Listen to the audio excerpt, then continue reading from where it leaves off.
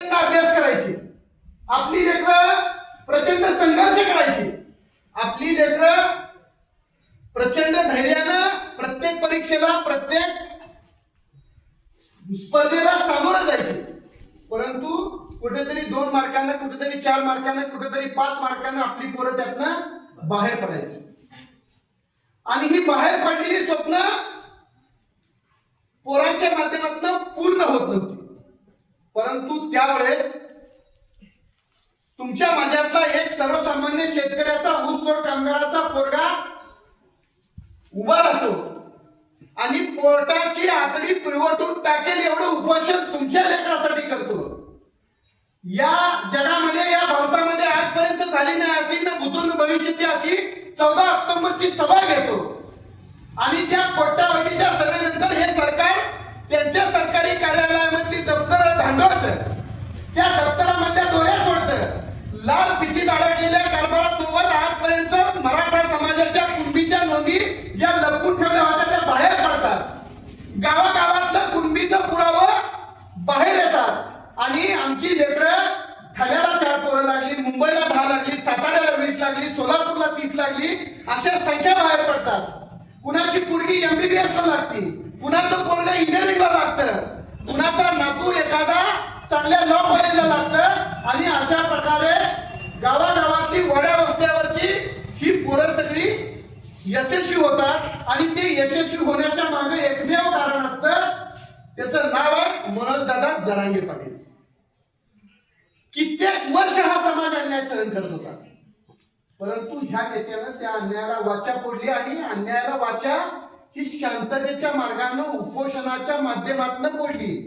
देशातली तुम्ही दुसरी आंदोलनं बघा, जशी झाली तशी हिंसक वळण लागून संपली. लाखोचा कोट्यावधीचा जनसमुदाय मुंबईला निघून त्या मुंबईच्या आझाद मैदानावर आंदोलन करून हाय असं माघारी आणण्याच्या इतिहासामध्ये सुवर्णाक्षरांनी नाव जर कुणाचं नोंदवलं असेल तर त्या माणसाचं नाव आहे मनोजदादा जरांगे पाटील. लाखो लोक गेली आणि आली. विटी स्टेशन इतिहासामध्ये पहिल्यांदा बंद झालं. हे फक्त तुमच्या माझ्या लेकरासाठी त्याने केलेला संघर्ष होता. तुमच्या या गावामध्ये आता हैदराबाद गॅजेट तर आपण घेतलं, या 58 गावांचं सुद्धा पत्र कलेक्टर ऑफिसला आलंय, त्याच्या चौकशा सुरू आहेत. हैदराबाद गॅजेट मध्ये ही 58 गावं समाविष्ट होणार हा शब्द आज मनोज जरांगे पाटलांनी आम्हाला 2 महिन्यापूर्वी दिला होता. आज आम्ही तुम्हाला देतोय की ही 58 गावं हैदराबाद गॅजेट संस्थांमध्ये त्या GRच्या माध्यमातून जाणार म्हणजे जाणार. आपण त्या माणसाच्या मागे उभं राहणं गरजेचं आहे. ताकदीनं विशेष म्हणजे मोहोळची सभा कॅन्सल करून ही वडाळ्याची सभा दिली. मी मोहोळमध्ये त्या भागामध्ये काम करतो.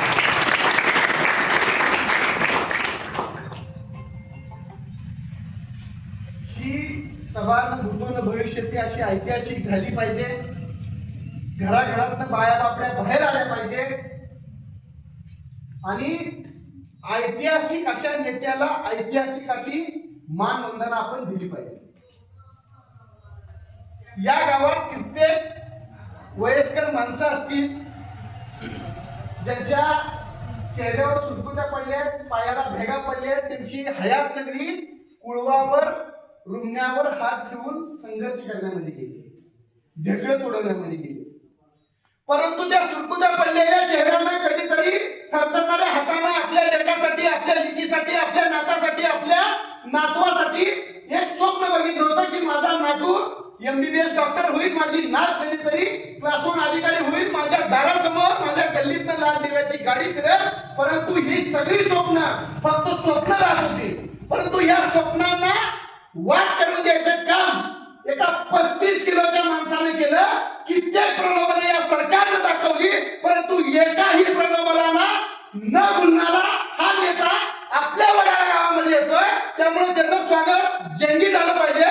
मला विश्वास आहे वडाळा इतिहास रचेल आणि त्या मनोजदादाचं स्वागत ताकदीनं आणि जोरदार करेल. तुम्ही ती कराल अशी अपेक्षा व्यक्त करतो. थांबतो. जय जवान जय श्रीराम.